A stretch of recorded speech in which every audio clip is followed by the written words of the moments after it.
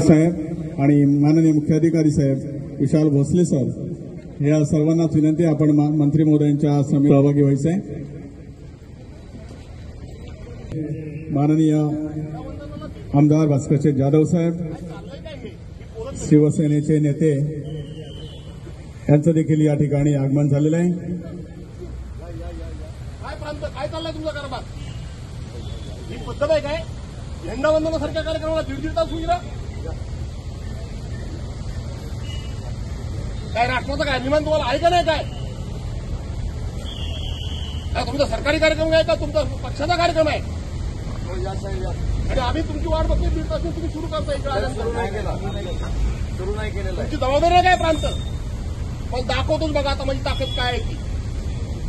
सर्व अधिकाऱ्यांना नाही जर घरात पाठवलं तर माझं नाव भास्कर जाधव नाही।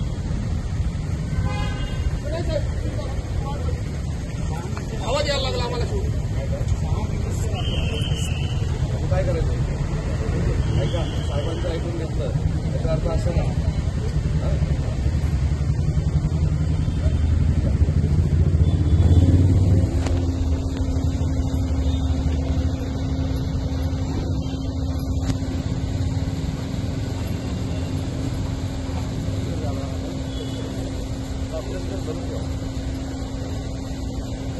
जाऊ शकत नाही।